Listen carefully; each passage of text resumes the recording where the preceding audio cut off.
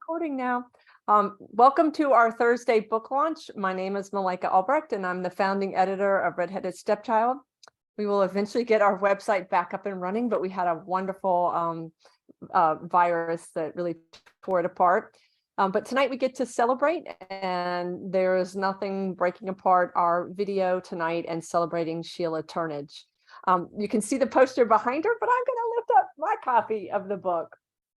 This is Sheila's first collection of poetry that's been published, but Sheila is a well-known best-selling New York Times best-selling author. Her poetry in this book is amazing. You're about to be wowed. Sheila has told me stories over the years that have stayed with me. And Sheila, one day I'll have to recount all the ones that come through my mind and stay with me. But the one is the dollar that the woman that used to get. Yeah, I have never forgotten that. I hope maybe you take a moment to tell that story because it is really lovely. Just like her Newbery Honor book, 3 Times Lucky, her poetry reflects the voices of Eastern North Carolina. Her novels include The Ghosts of Tupelo Landing, The Odds of Getting Even, and The Law of Finders Keepers. Her articles and poems have been published by Southern Living, Lincoln Center for the Performing Arts, North Carolina Poetry Society, and International Poetry Review. Sheila and her husband Rodney live on a farm in North Carolina, and she will be reading from just off Half Moon Road. So welcome. And Sheila, I'm going to turn it over to you because I am so excited to let people hear you read. Yay. Thank you so much for being here. Thank you very much. Thank all of y'all for being here. I'm excited to read to you. And I am, when I was considering which poems to read tonight, I was thinking that I would like to choose stories that have strong story, that have good plot lines. I'm a storyteller at heart, as I know many of you all are. And those poems are fun to write. They're fun for me to read tonight, and they're the easiest ones to follow, I think, with just your ear when you can't see the words on the paper. So those are the ones I've chosen to read for you all. And I love all of these poems. I know that might not be a fashionable thing to say, but I love these poems. When you finish writing a poem, it's like they become their own entities. And not part of me. So I can say very easily, I love these poems, and I really hope you do too. The first one I want to read to you is about my great aunt Thelma, who helped introduce both poetry and storytelling to me here in Eastern North Carolina, where I grew up, and where these poems are set. This poem is called About Head Shapes and Love. About head shapes and love.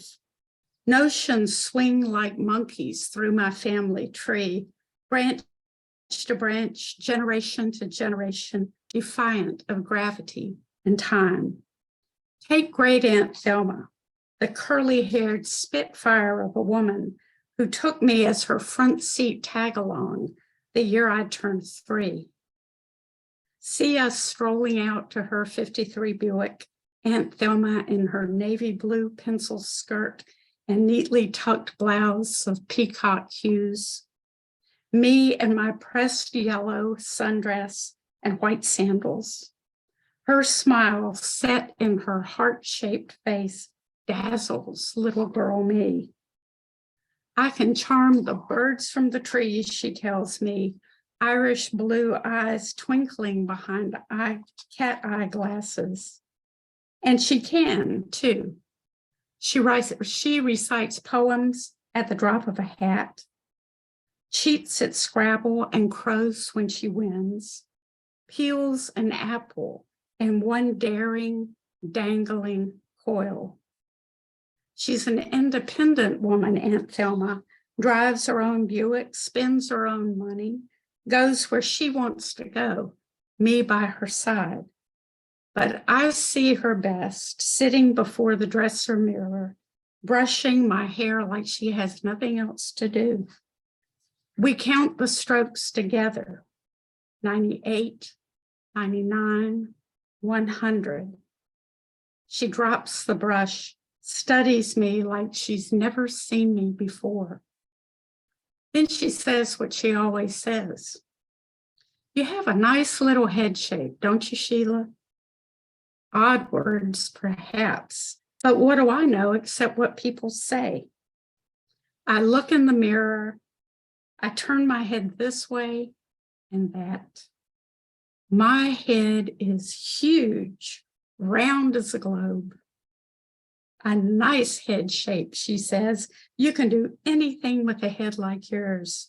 Learn anything, think whatever you want to think. Do whatever you want to do. I lean into her as pleased as if I had picked the head shape, ordered it through the mail, screwed it on tight beneath my fine baby hair. Now, 60 years later, I know Aunt Thelma was right. I do have a nice head shape, one just right for hatching stories and reading the subtext of a friend's heart. And today, as I visit my little niece and I run out of chit-chat about the red bird on our snowy windowsill, I smooth her fine hair and stroke her long, thin face, a face so different from my own. I study her like I've never seen her before. You have a nice little head shape, don't you, baby? I say. You can do anything with a head like yours. Learn anything, think whatever you want to think. Odd words, perhaps, but true. And I give her Aunt Thelma's smile.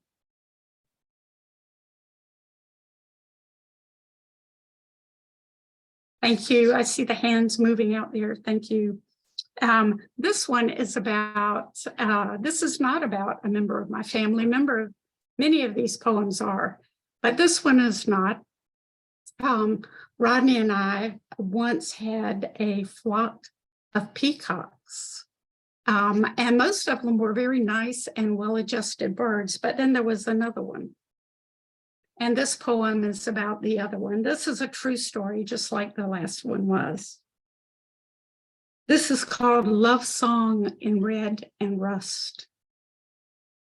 Vincent is a strut of a peacock, a Liberace of shimmer and sheen, a Cleopatra of dark-rimmed eyes and earthquake colors. He preens across our wide front porch, courts his reflection in floor-length windows, admires the 6-foot sweep of his kingly tail, turns his back on our drab peahens, hums narcissistic love songs all alone, until one June morning, Jerry from down the road cruises by in a new to him Toyota, a 3-hubcap glory ride in fading reds and rust. Jerry leans on the Toyota's brassy wanderlust horn. Honk! And Vincent falls madly, searingly, hopelessly in love, hurls himself from the porch, blasts back like a lovesick oboe, gallops to a spot sweet Toyota can surely see. He spanks open his tail feathers, an iridescent dawn of greens, purples, blues, and rattles his charms like a choir of thirsty Spanish fans.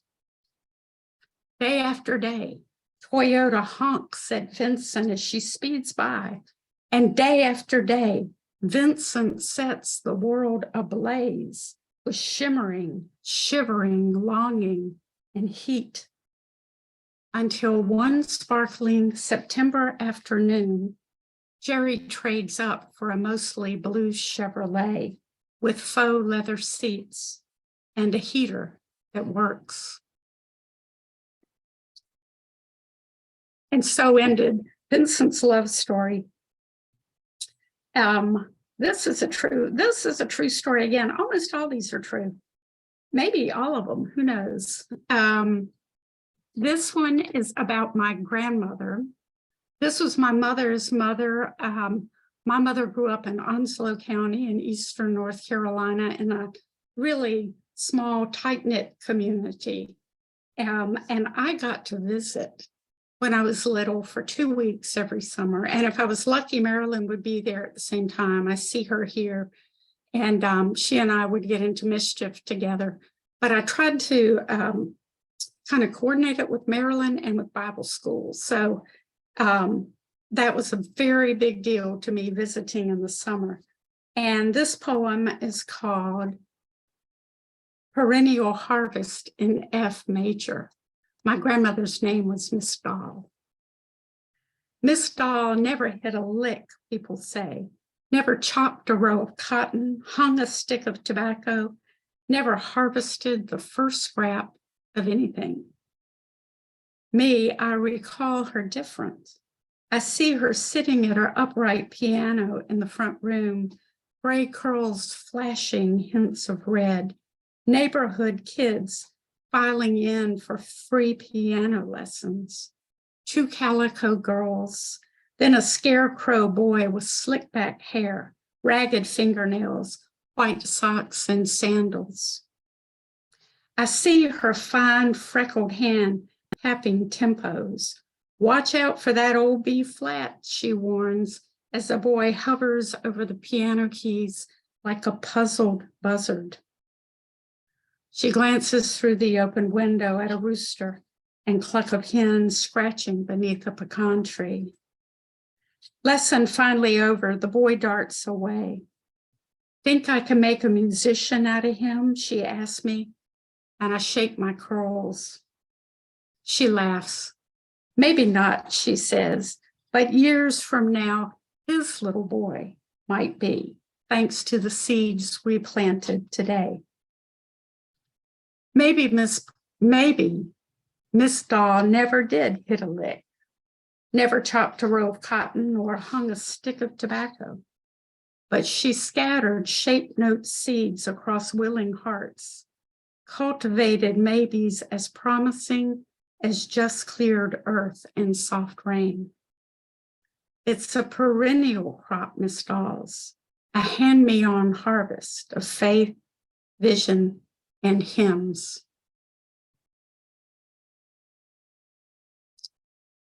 I decided to write that poem. I wanted to write about her for a long time, and I've started several poems about her, but this one I decided I wanted to go with.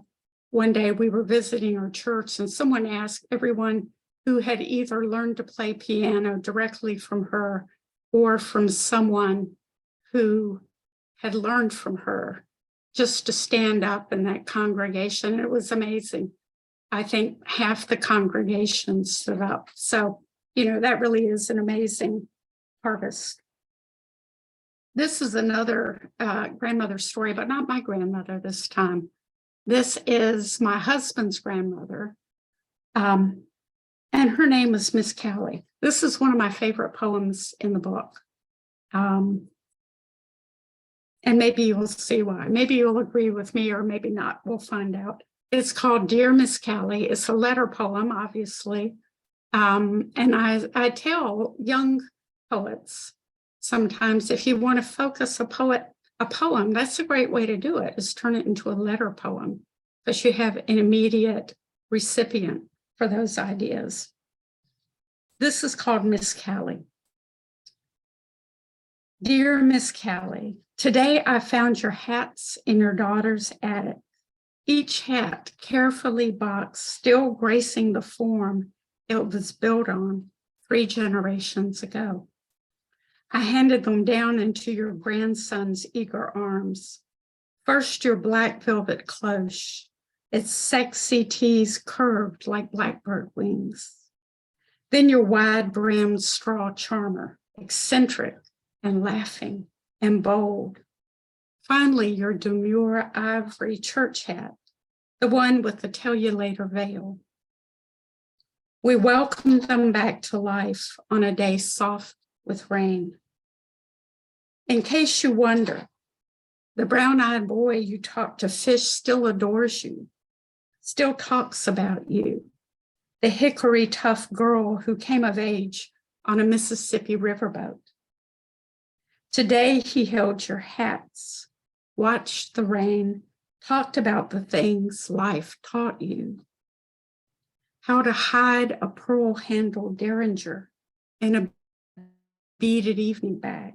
How to win the heart of a man who bet your mother's life on the turn of a card and lost. How to deal, how to smile, how to wear a hat.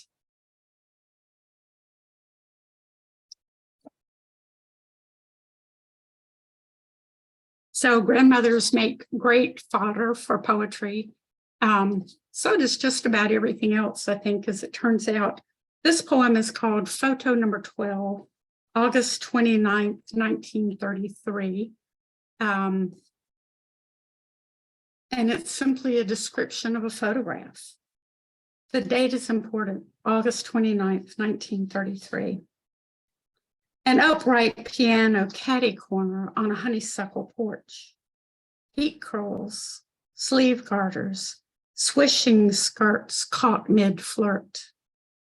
A jazz man's delicate wrist, a woman's jutting hip, a boy watching from the far corner, skinny, wide-eyed. Lift the photo to your ear like a seashell and listen. Go ahead, pick it up. I promise I won't tell. Hear the lazy blue drip of rain on a tin roof. Hear Miss Claudie's brassy giggle, the violet clink of a mason jar. Laughter golden as fireflies wanders the evening green melody. And oh Lord, that whirling frog jazz, that full-throated red to purple love song throbbing up from the river to scratch at the sky. Baltimore street of an evening, Technicolor captured in black and white.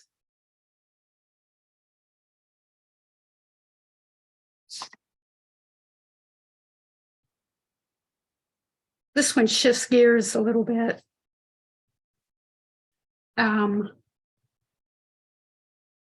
Someone mentioned parents dying. I can't remember just before we started reading, but this story is called First Sunrise Without You. And I started writing this poem, you all, the day after my father died in 2005. And I have been revising it ever since and working on it and changing it. And I think it's finally finished. So I want to read it to you. It's in this collection and I want to read it to you. I might be wrong about that. So if you catch me 2 collections down the road and this is in there in a different version, don't be too surprised. But this is, Tracy is here tonight and this is her favorite one in the collection. And I like it a lot too. And I wanted to read it to you. And I want to warn you before I read it. The first word is dawn, D-A-W-N. And for some reason with my accent, I have a terrible time pronouncing that word. So it's dawn, like sunrise. This is called First Sunrise Without You, and it's for my father. Dawn reads the earth's face like a blind woman reading dreams, her fingers scented by distant oceans, cinnamon deserts, sips of sky. Her touch silvers oak and Jimson, fennel and rye, shivers winds to pale feet, sends them running to ruffle wrens and rattle cattails awake.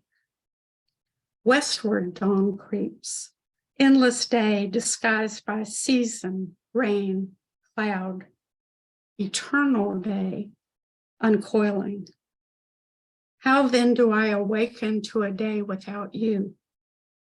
Without the brisk of your walk, the snap of your fingers, the jazz of your smile. Where are you in the everyday miracle of unceasing dawn, you who stepped free of time? Where do you sleep?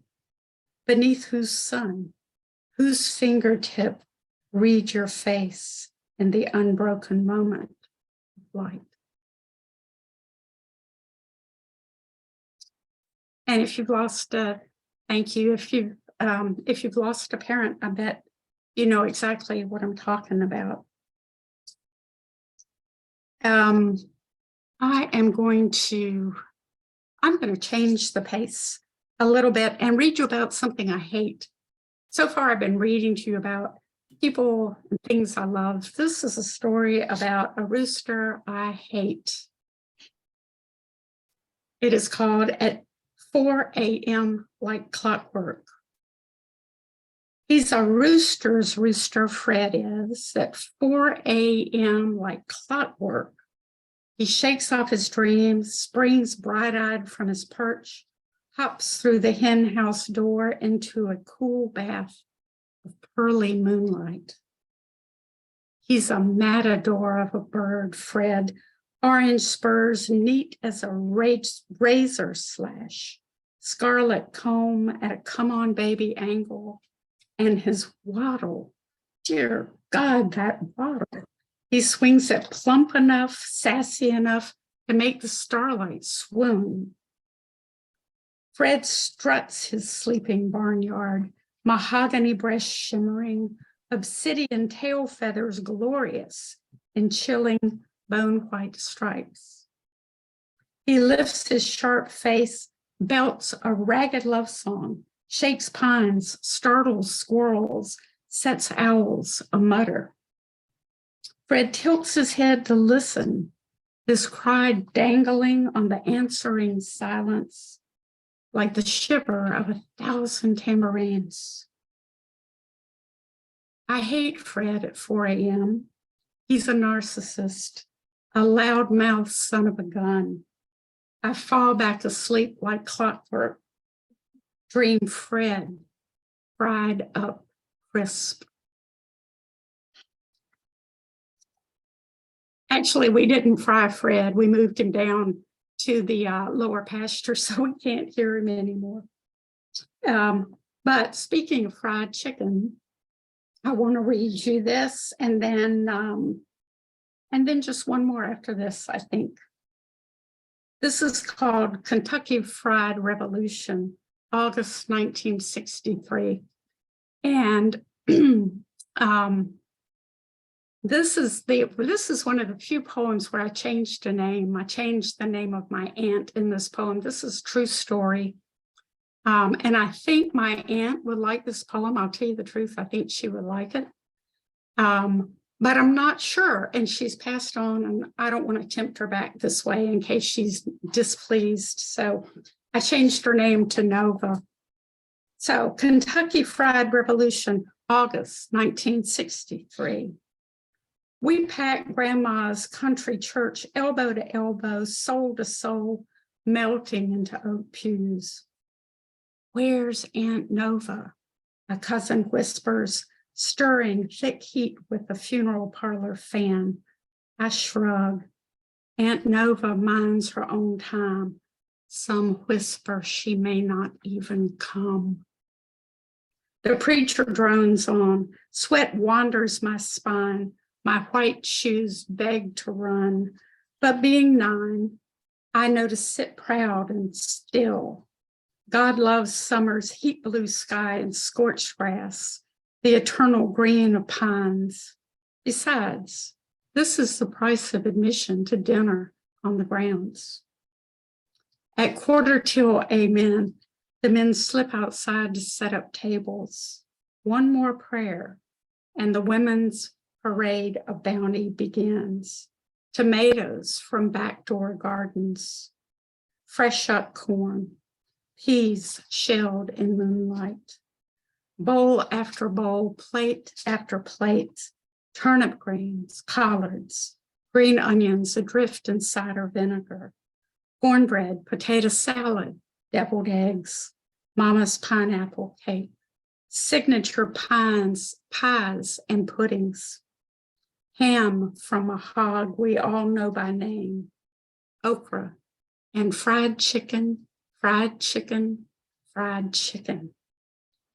Finally, we bow our heads, tablecloths fluttering in the breeze. We thank God for the hands whose work graces our table. And then we hear it, a roaring engine, screeching tires. She's here, we whisper, as up to Aunt Nova and Uncle Jim in a hot new Ford.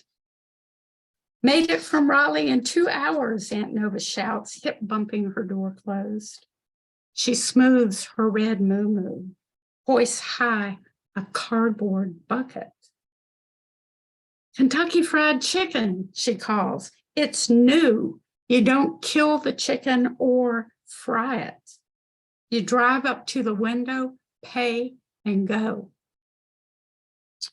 Nova's lost her mind, someone whispers, and not for the first time. Aunt Nova hopped a Greyhound for Charlotte at 18, first girl in the family to go to school in the city. She turned down perfectly good farm boys to marry a race car driver. She's worn high-dollar dresses, flown in airplanes, tasted the thrill of blue light specials. Always, she comes home to us with something new, plastic forks, grocery store pies, notions. Lord, help us, a man breathes as she upends her red and white bucket on a plastic platter. The mountain of alien chicken glistens like gold. Dig in, Aunt Nova says, bottle blonde hair glistening. The preacher lifts a Kentucky Fried wing, drops it back on the platter. Others imbibe, and being Baptists later swear they didn't. Me, I sink my teeth into a long leg. Secret herbs and spices surge through me like apple through Eve. My pine trees quake and fall to their knees. My scorched grass flushes green. My heat blue sky cracks open neat as an egg smacked against grandma's iron skillet. Aunt Nova's revolution rocks me from the slick of my shoes to the curl of my home perm. I am changed. I too will one day buy chicken at windows, fly on airplanes, taste exotic worlds beyond the pines. Thank you all. And this is the last one I want to read tonight. I know y'all want to read too. This is the title poem, and I wrote this for my brother, Michael. And it's set 50 some years ago. Eastern North Carolina was really different then. It was very, very sparsely populated. The traffic was negligible. In fact, it was so slim where I lived that when a car drove by, if you were in the yard, you stopped to look at it. And kids could go out on their bicycles, and we did. And all you had to do was be home for supper. Nobody worried. So I didn't realize at that time how lucky I was to have that experience, but I was. And here's the poem that goes along with that. It's called Just Off Half Moon Road, and it's for my brother Michael. August heat lies thick and breathless across our old tobacco farm, too hot to work, too hot to sit in the determined whir of Mama's black back and forth fan. So hot mules glisten and babies fret. But you are 10 and I'm 12, and our bicycles know magic. You, boy solid, curly haired as our father's sheep. Me, a crazy to fly girl, knees already skint from trying. We grab our bikes, nod like seasoned cowpokes, mosey our two-wheeled rodeos to the blacktop, and fast pedal down our country lane, rustling up a breeze. You on a rich wind Appaloosa, me on my tested teal steed, my handlebar basket bent to creation. We zip past Shackelford's store and across the highway. through cornfields gasping in sunstroke white sand, coast down a tree-lined curve through the leaf green tunnel to the double bridges where the shade is so dense. Morning glories bloom at noon, and liquid cool air whispers black mud and catfish. We circle like dragonflies and dart away, you choosing one turn, me the next, lost among sycamores, shadow lines, home places 3 grandmas old. And then it happens. You surge ahead, fling your arms wide as flying, a hallelujah boy in a thank you, Jesus choir. And the miracle of you leans into my heart like light into film, searing and golden as our watching sun on a long ago day when you were 10 and I was 12 and our bicycles still knew magic. So thank you all very much for listening. I enjoyed reading to you, and Malika, I'll send it back to you. Oh, Sheila, thank you so much. If everybody wants to unmute just so she can actually hear us rather than just see us clapping. Can you hear us? Fabulous. Thank you. Yay! Thank you, guys. Thank you. There are a lot of comments and a lot of beautiful things said about the poems that you read. I do want to let everybody know that if you don't already have the book, I have placed a direct link to Main Street Rag, which is run by Scott Douglas, who is here. He's the publisher. Oh, and if you want a signed copy, Chrissy just said, I want a signed copy. Sheila, what would be the best way to reach out to you and get a signed copy? I guess just email me and we'll figure it out. So buy a copy through Main Street Rag, and then you can send it to me and I'll sign it and get it back to you. Perfect. So just to let you know, you can follow that link directly and it'll take you to the site where you can buy a copy, get your own. Sheila, that was just amazing. And I know I didn't see anybody post any questions, but if you do have questions, feel free to unmute. We're pretty relaxed here. I just want to comment, it's been a while since I read through the poems, and once again, I was struck by your ingenious and exacting descriptions. They are so profound and fabulous. And really, I saw a lot of people commenting about that as well. And in a lot of the lines that, got quoted, you're going to be interested, I think, in seeing what resonated deeply with people enough.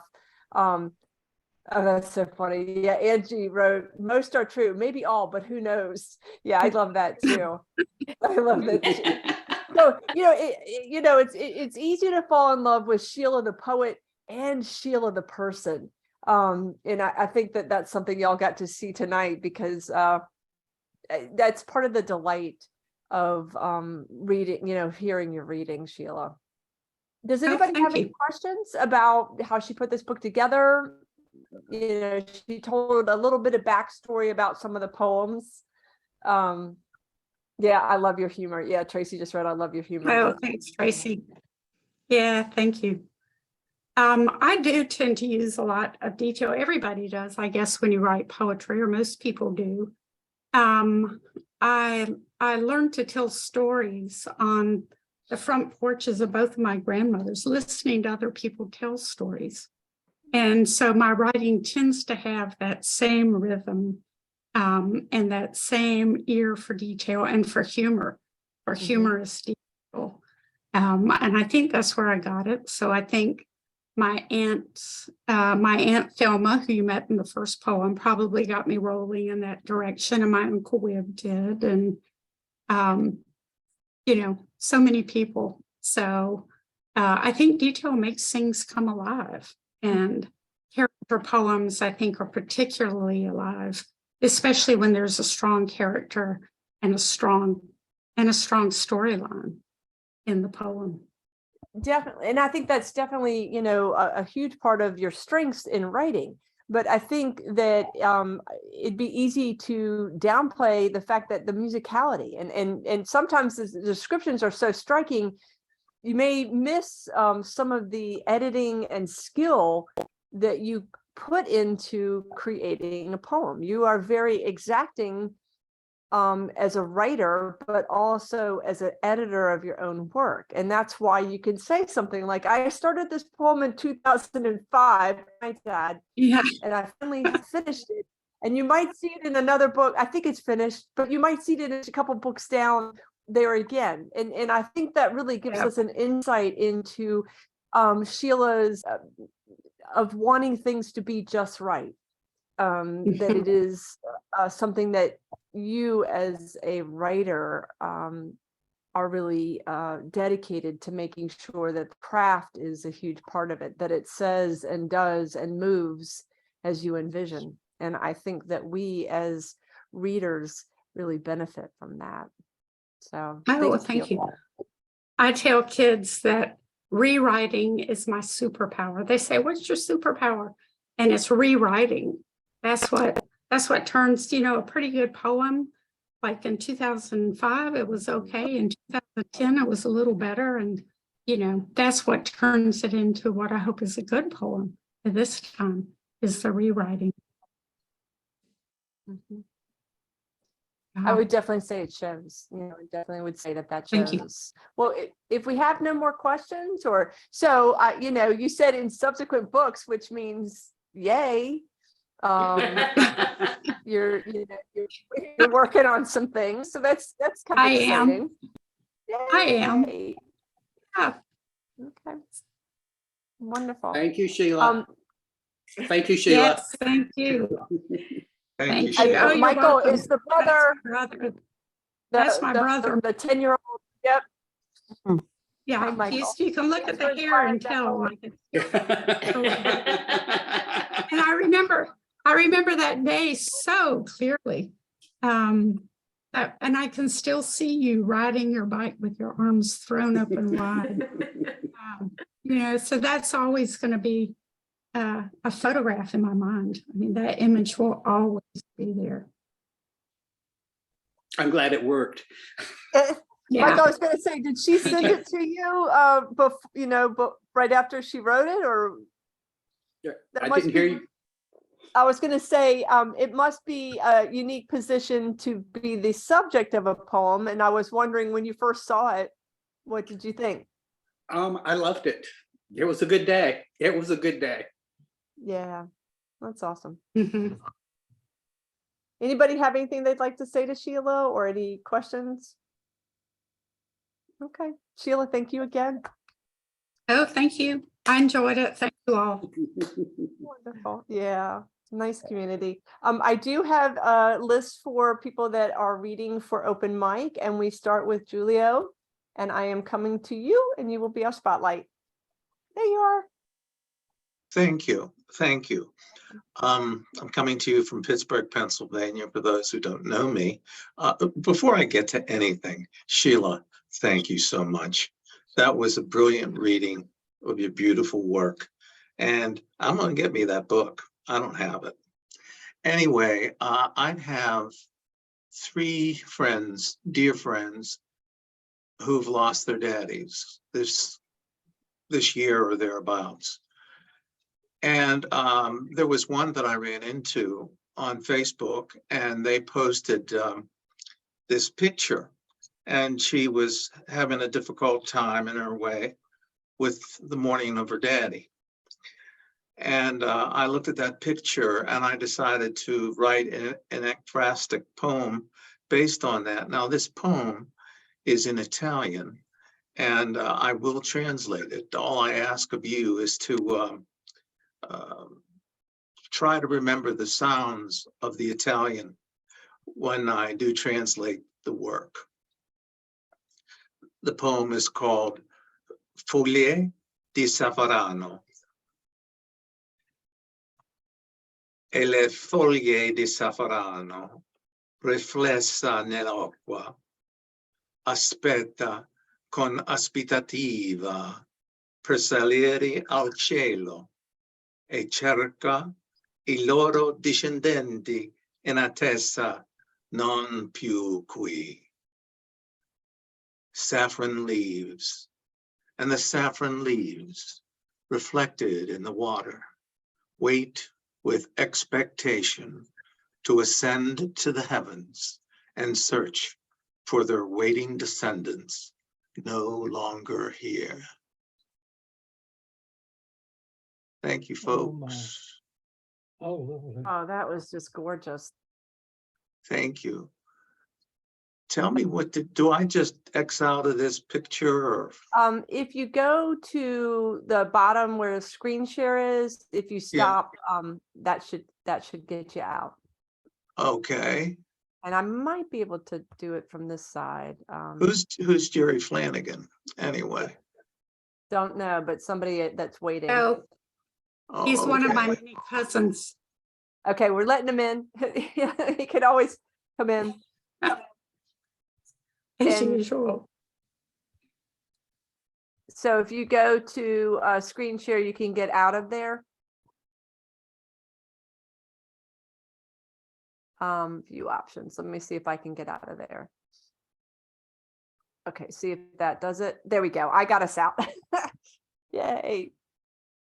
Thank you so much, Julio. That was gorgeous. I loved hearing it in Italian first, and I can understand why just really listening to the musicality and then the images. It's beautiful. Julian, I am coming towards you in just a moment. Oh, I'm letting Jerry in. He's coming twice, so maybe there's two. There you are, Julian. So, are you hearing me now? Yes, you are Yes. good. Okay, cool. We gotcha. I thought I would display a few of my credentials as a North Carolinian tonight. I'm basically Southwesterner. I grew up in Texas, and I now live in Missouri. I live in St. Louis, and I've lived here longer than I've ever lived anyplace else.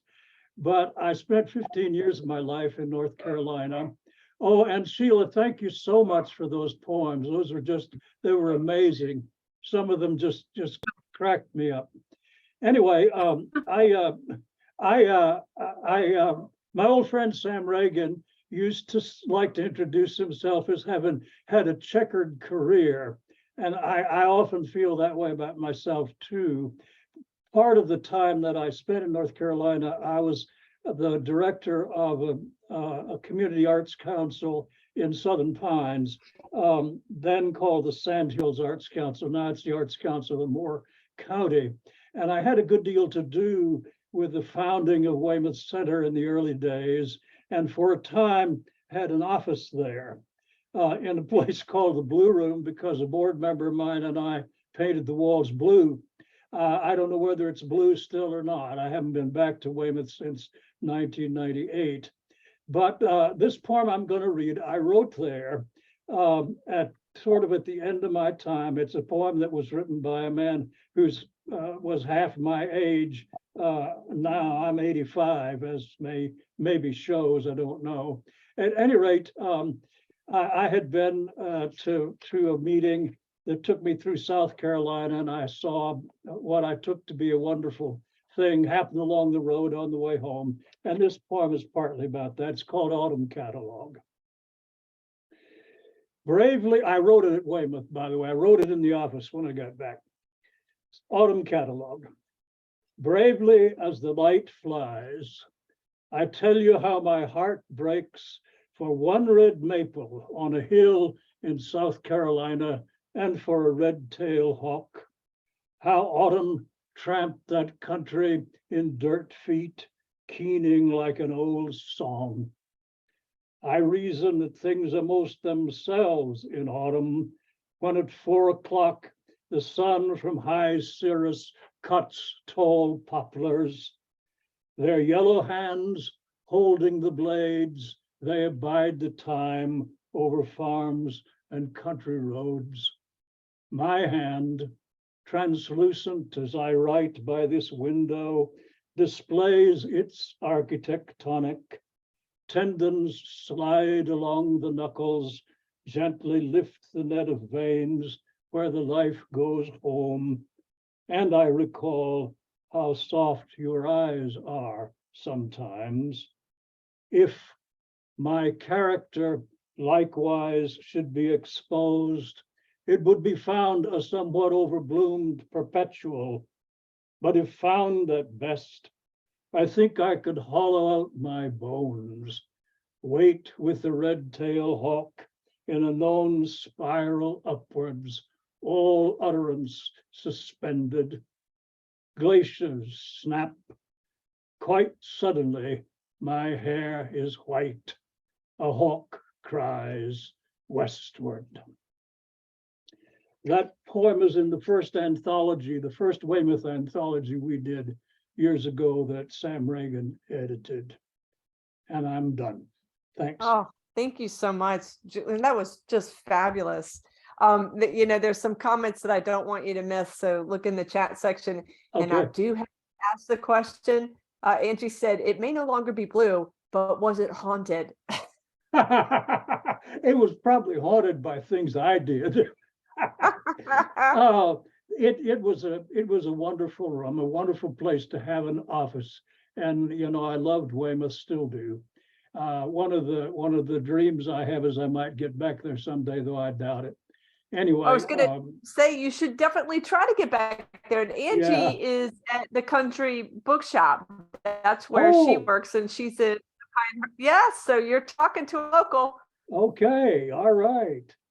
Country Bookshop. I remember in 2 locations. It may not be either of them anymore. But anyway, thanks. Angie. Yes. Okay. I was They've been in one of the locations. We've been in the current location for about 25 years. Okay. Are you on?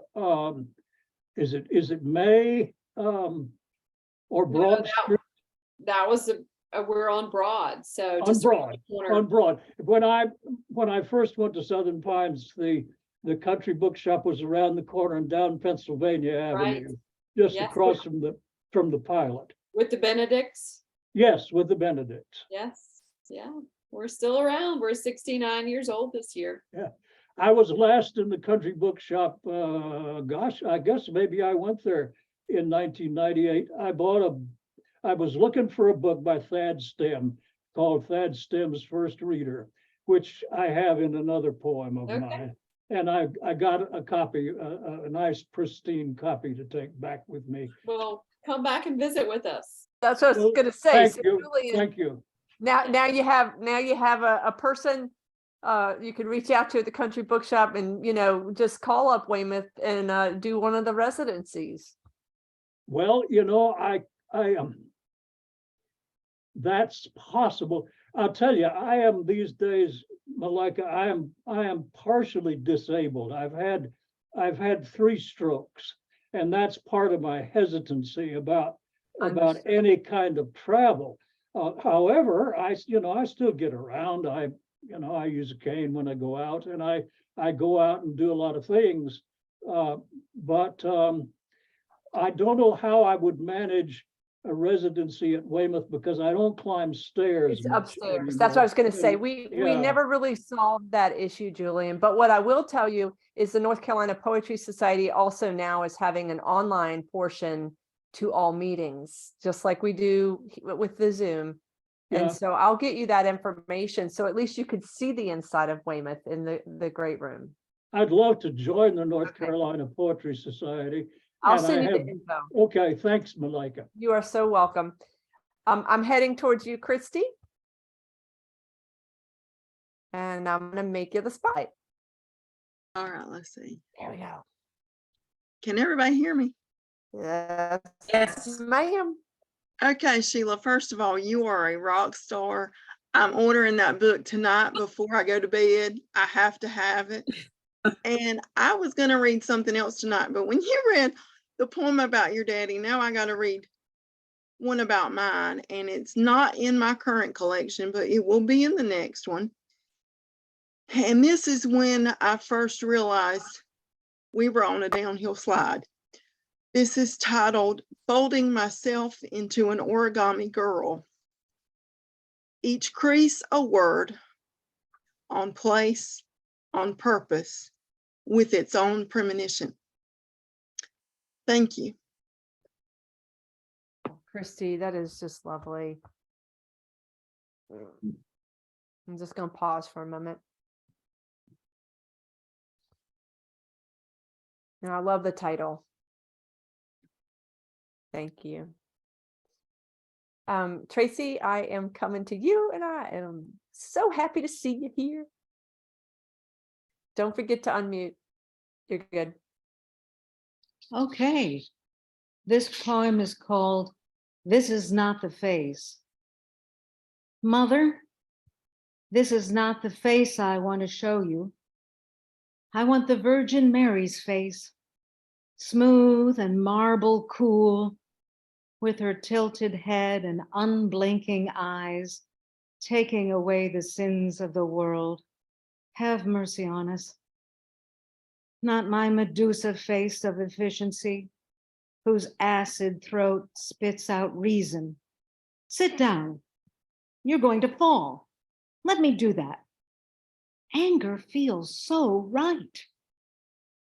Mother, this is not the face I want to remember. I want your sunny, steady face that gathers all my broken pieces and makes me whole again. Not this face, with egg salad on your lips, swampy eyes, and gaping mouth. Yet, when I sit still and look inside the prison of your century-old face, your love orbits around me and quilts me together once again.